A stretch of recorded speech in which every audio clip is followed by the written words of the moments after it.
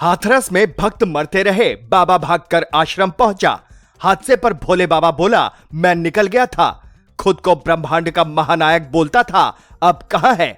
नमस्ते, आपका स्वागत है हमारे भारत ब्रेकिंग न्यूज चैनल में। यहां हम आपको देश और दुनिया की ताजा खबरें बहुत ही आसान भाषा में बताएंगे। चाहे राजनीति हो, खेल हो, मनोरंजन हो या मौसम, हमारे चैनल पर आपको हर प्रकार की खबरें मिलेंगी। तो बने रहिए हमारे साथ और जानिए हर दिन की ताजा खबरें। तो चलिए शुरू करते हैं आज की पहली खबर से। यूपी के हाथरस में भोले बाबा के सत्संग के बाद मची भगदड़ में अब तक 122 लोगों की मौत हो चुकी है।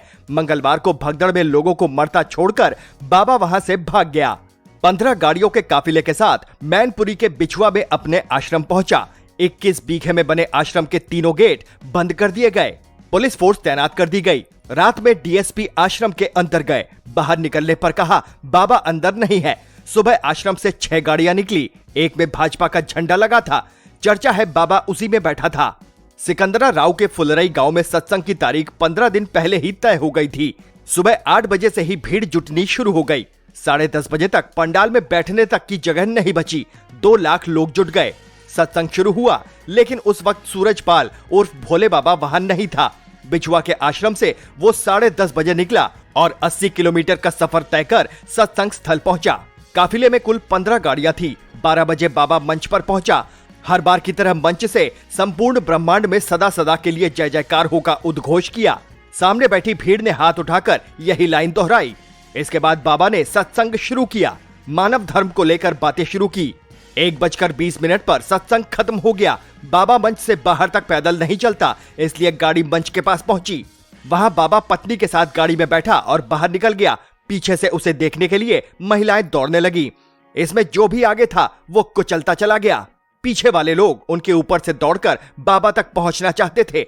बाबा को पता चला कि पीछे भगदड़ मच गई है, लेकिन वो रुका नहीं। वो 2:30 बजे सीधा बिछुआ आश्रम पहुंचा। सारी गाड़ियां आश्रम के अंदर चली गई। आश्रम के तीनों गेट बंद कर दिए गए। किसी को भी अंदर नहीं जाने दिया गया। भगदड़ के 24 घंटे बाद भोले बाबा का पहला बयान आया।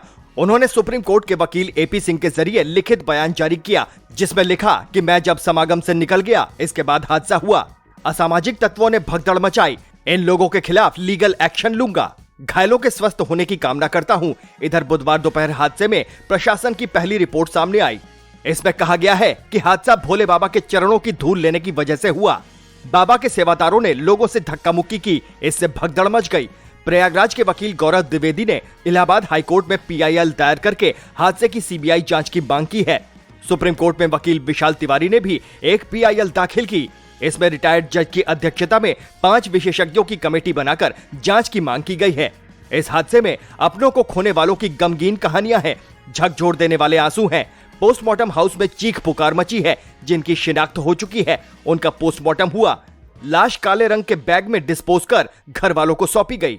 एक बुआ बोली, मेरे सामने भतीजे की मौत हो गई, परमात्मा जिम्मेदार है। परमात्मा कहने का मतलब भोले बाबा से है। कासगंज के अफजलपुर के रहने वाले राकेश कुमार अस्पताल और पोस्टमार्टम हाउस के चक्कर काट रहे हैं। वो कहते हैं, अलीगढ़, एटा, सिकंदरा राव, हाथरस में 100 से अधिक लाशों में अपनी बहन को ढूंढ चुका हूँ, लेकिन उसका कुछ पता नहीं चल रहा। भगवान करे कि मेरी बहन जिंदा हो, उसके साथ कोई अनहोनी ना हुई हो। मथुरा के अनिल अपनी मां जयमंती देवी को ढूंढने के लिए भटकते रहे। अनिल ने बताया, मुझे जैसे ही सूचना मिली सीधा सिकंदरा राव आ गया। वहां मां नहीं मिली तो वहां से हाथरस गया। तभी मेरे मोबाइल पर एक वीडियो आया जिसमें मां मृत दिखी। इसके बाद वो आगरा आए और आगरा में उन्हें अपनी मां की डेड बॉडी मिली। इस हादसे में कासगंज की रहने वाली प्रियंका की भी मौत हो गई। उसने इसी साल 12वीं पास की थी। प्रियंका डॉक्टर बनना चाहती थी। मां के साथ भोले बाबा के सत्संग में आने की जिद उसको मौत के मुंह तक खींच लाई। ऐसी ही अनगिनत दर्दनाक कहानियां सामने आ रही हैं। इस हादसे के लिए कौन जिम्मेदार है? बाबा अभी कहां है? इन सवालों के जवाब तो हमें शायद मिल जाएंगे, लेकिन जिन लोगों ने अपने घर वालों को खोया है, उनका दर्द कैसे कम होगा? हमारे साथ जुड़े रहने के लिए आपका बहुत बहुत धन्यवाद। वीडियो को लाइक और शेयर जरूर करें और हमारे चैनल को सब्सक्राइब करें। फिर मिलते हैं अगले वीडियो में, तब तक के लिए धन्यवाद।